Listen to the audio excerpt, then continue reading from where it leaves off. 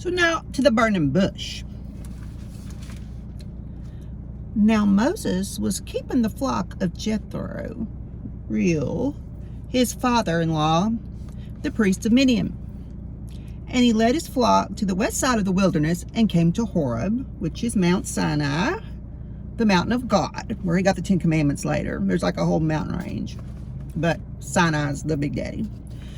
The angel of the Lord, side note, this is a capital A.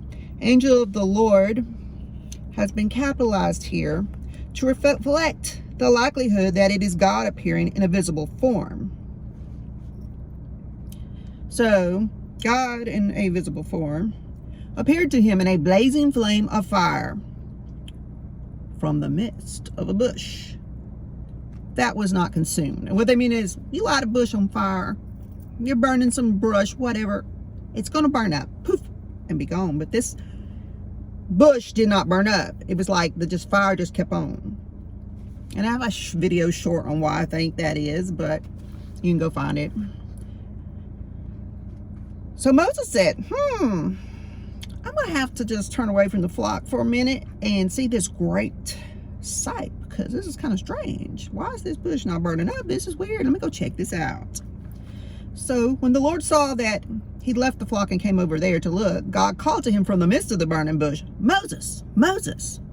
And he said, here I am. Then God said, don't come any near here. Take your sandals off. Out of respect. Take your feet's on holy ground. And sometimes I wonder, why does one have to be barefooted on holy ground? It seems like your feet shouldn't touch it. Maybe your shoes should keep you from touching it. The opposite effect. But in all actuality, we are supposed to be barefooted. I'm going off tangent for a moment. If you've ever heard of earthing or grounding, and sometimes it can be in the new agey ideas, but it's really not. It's been a basic thing since creation. When your feet are barefoot on the ground, a lot of things in your body line up better. Electrically speaking, the charge.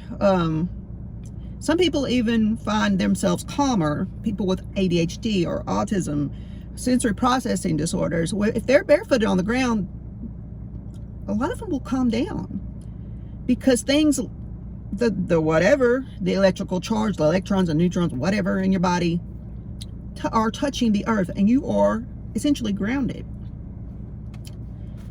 So if you're on holy ground, then out of respect, you should be touching and in line with that holy ground. And that's just my perspective. Then God said, I am the God of your father, the God of Abraham, the God of Isaac, the God of Jacob. Then Moses hid his face because he is afraid to look at God. A lot of us go, God, well, I always want to see God. I want to see Jesus. I want them to appear to me, or maybe not, but maybe I want to see what they look like in a dream or whatever. I had this request once. I was like, God, I would love to see you. Jesus, I would love you to come visit me during the night. I want to just see your wonderful face. I love you so much. God knows how we are. We can't hide nothing from him. We can even hide stuff from ourselves, but he knows. So God granted me the request one night. I was asleep and I had this dream, very vivid. I was in bed and my door just opened a crack, about yay big, enough for someone to peek in. And I looked up, like, who? Thought it was my dad or my mom or my son or maybe the dog. And it was the Lord. Like I see him in pictures with the mantle, the robe, kind of like the pictures, the Catholic pictures of the Sacred Heart outfit. And I was like, oh. And I pulled them covers up over my head because I was scared. And you're like going, why would you be scared of Jesus? It wasn't that I was scared of Jesus. It was Jesus, the God of the universe, is looking at me. It's me, a sinner. I ain't that great of a person. As if you didn't already know every sin I've ever committed in my life anyway. But he forgets it once, you have changed your ways and you repent. But I digress. The point is, I hid under the covers. I knew he was there, and I started like, is he still there? And he's still there. I was like, oh my gosh, no.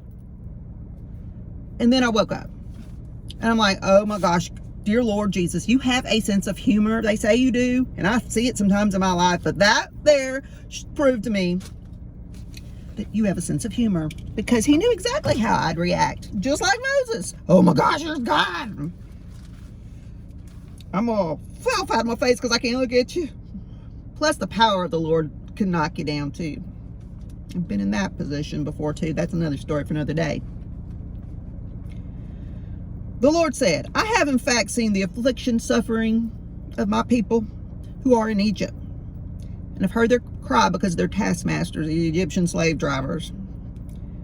They're suffering. So I've come down to rescue them from the Egyptians, and to bring them up from that land to a land that is good and spacious, to a land flowing with milk and honey. When I was a kid, I was like, who wants to go to a land of milk and honey? When I was a kid, I didn't like honey. I do now. It's got great health benefits. And I sure didn't like milk. I couldn't drink it when I was a baby, and I never drank it. It gags me. I could eat it on cereal as a kid, but that was it. And, of course, as ice cream. So I was like, why would anyone want to go there? But, side note, this phrase refers to the abundant fertility of the land of Canaan. Milk, typically that of goats and sheep, was associated with abundance. Honey referred mainly to syrups made from dates or grapes and was the epitome of sweetness. Bees' honey was very rare and was considered the choicest of foods. So, hence the name milk and honey. To the place of the Canaanite, Hittite, Amorite, Perizzite, Hivite, and the Jebusite. Now behold, the cry of the children of Israel has come to me, and I have also seen how the Egyptians oppressed them. So, God's acknowledging, God hears our prayers. It's just sometimes answering them is not in our time. It has to be in a certain way, though, because he knows how people react. So, he tells Moses, come on now, I'll send you to Pharaoh and bring my people, the children of Israel, out of Egypt. But Moses said to God, who am I that I should go to Pharaoh and that I should bring the children of Israel out of Egypt? Me? Seriously? And God said, well, certainly I'll be with you, and this shall be the sign to you that it is I who have sent you. When you have brought the people out of Egypt, you shall serve and worship God at this mountain. So God's telling Moses, I'll be with you. Isn't that enough?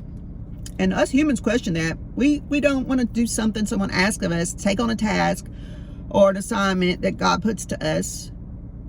Because we forget God put it, if God's given us something to do in our path, in our way, a request, whatever, we forget that whole part that he's with us. He's not going to let us go off by ourselves and do it.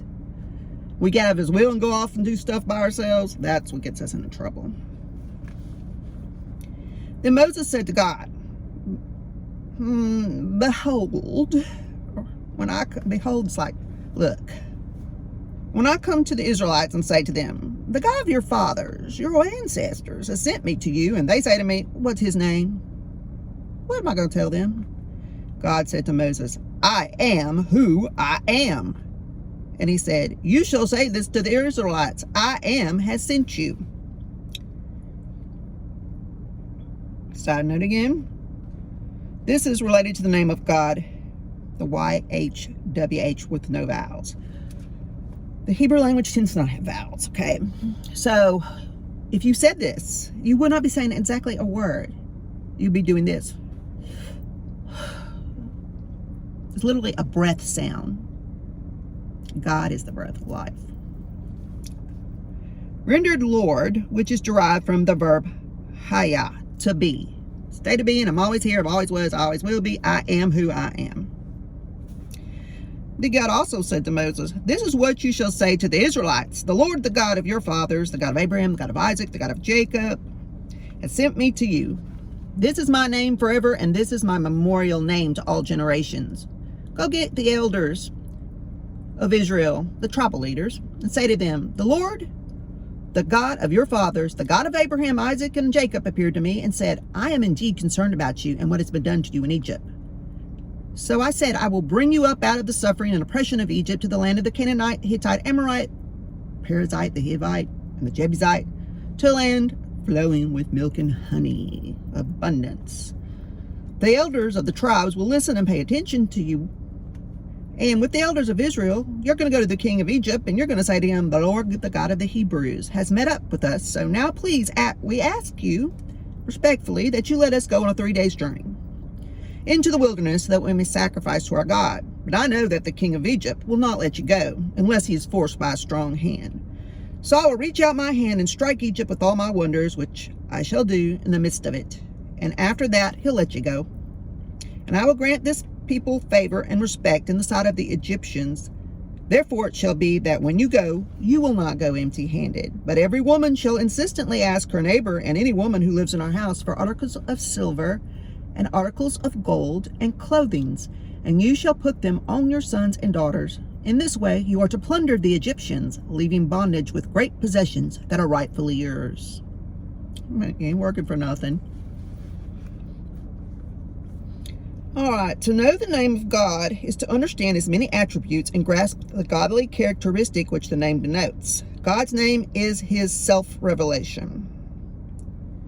Now, the thing about them handing over all their stuff, just get out of here, take our money, take our gold, go. This indicates that the Egyptians had occupied the Israelites' homes and confiscated their possessions as part of Pharaoh's policy of enslavement. Later, after suffering all the plagues, the Egyptians would be more than willing to let the Israelites take whatever they asked for in order to get rid of them. And I mean, they've been working for free for a long time. So, taking something back.